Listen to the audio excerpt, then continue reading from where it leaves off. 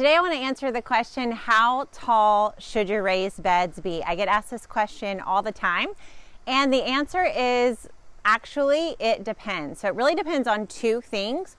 First, it depends on what you want to grow, and next it depends on your priorities. So I'll tell you what I mean as we go through my own kitchen garden space. I'm going to show you the height of all the different beds in my space and tell you what I'm growing there and what my purpose is in each of those places. So we'll start with my four main beds. So I have two of these beds up here in the front and then two of them in the back of the kitchen garden space. And these, I believe, are 16 inches. Let me see if I'm right. Nope. Well, let's see. These are dug down actually a good bit. So I think they are 16 inches.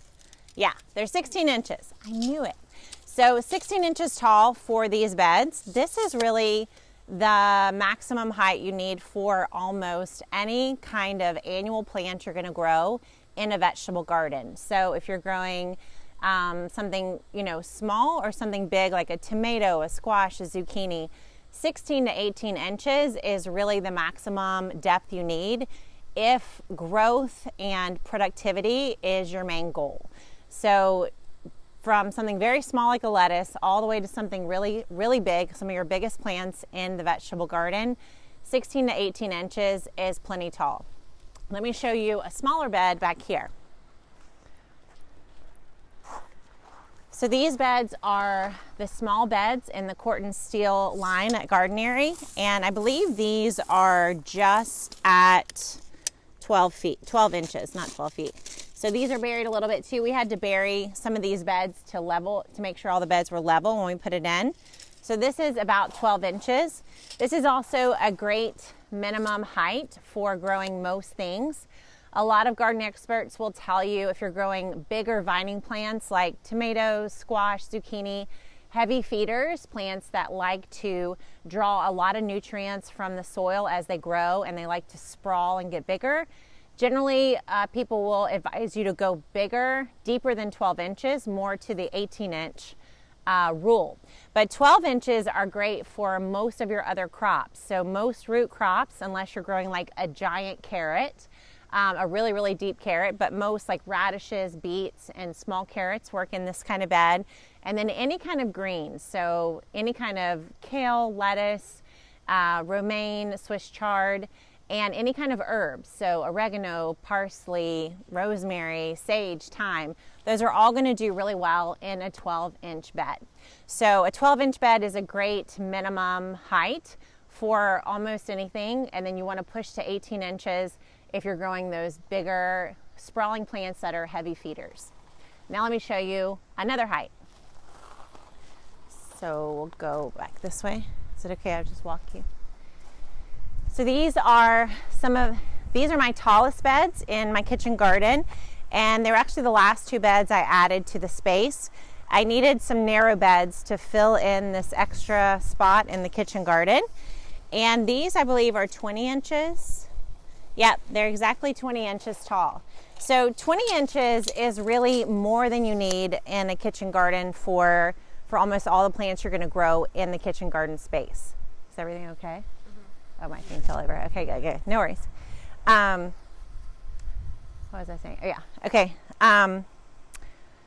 There really aren't any plants that are going to drop down to 20 inches, especially during an annual cycle. You might have a rare kind of plant, like a super long carrot or, say, a perennial plant, something like asparagus, that's going to have deep roots. But for the most part, most plants are going to stop their root growth right around 18 inches.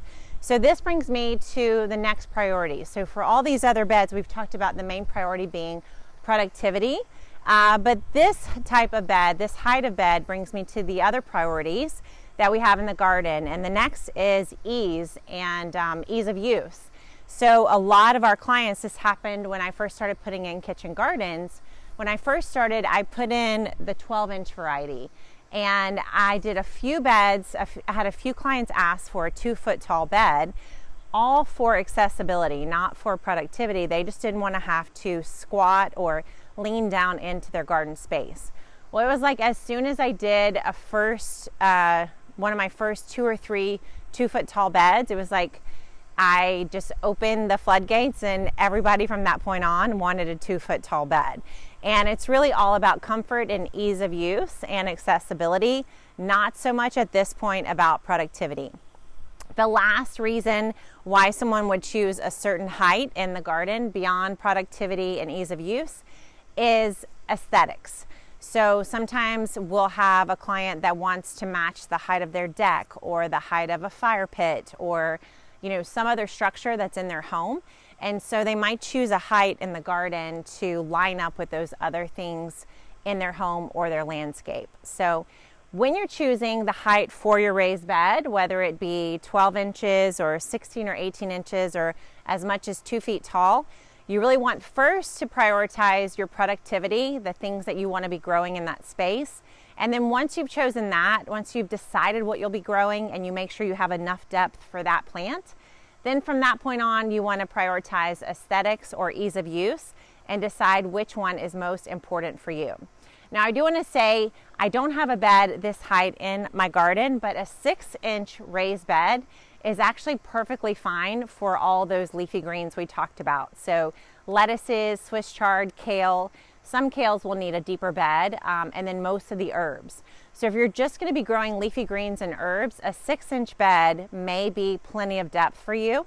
If you're growing root crops, you're going to need at least 12 inches. And then if you're growing those bigger fruiting crops, I do recommend bumping to 15 to 18 inches tall. And then if you just don't want to bend over in the garden, then I recommend going for something more like 20 inches or a 2-foot tall bed. Now, I do every now and then have a client who asks for a 3-foot tall bed. And I've seen those on the market too, especially like the corrugated beds come in that really high style. I have to say personally, I just don't love the aesthetics of a 3-foot tall bed, but we've had clients who need it for various reasons. Some they're in a wheelchair or they just need something that's even higher than 2 feet tall for accessibility for themselves, or they have a dog. We've had this numerous times where they have a dog that can jump 2 feet but can't jump 3 feet, and so they want to keep access for their dog around the garden, so they go for that 3-foot tall bed so that their dog can't get in. And again, that's all about priorities that you have in your own personal space. So knowing these things, tell me what things you want to grow in your raised bed, whether you want to focus primarily on leafy greens, then you only need 6 inches. If you want to focus on leafy greens and root crops, then you need 12 inches or more. And then if you want to focus on fruiting crops, you're going to need 15, 18 inches. Or if you want to focus on a garden that's easy to tend and very accessible, then you want to have a garden that's more like 2 feet tall. And if you have that kind of garden, you can plant anything inside of it. All right, I hope that this enlightened you, gave you a little bit more information on how to choose the height for your own raised bed. All the raised beds you see here are actually located in the Gardenary shop. You can find those at gardenary.com. And we have tons of resources. In fact, we dedicate an entire month on the Gardenary blog to the subject of raised beds. So just Google Gardenary raised beds and you're going to find dozens of articles that are written to help you know how to build a raised bed, how to design a raised bed, and how to make sure that you make the most of your raised bed once it's installed. Thanks so much for watching, and I'll see you next time.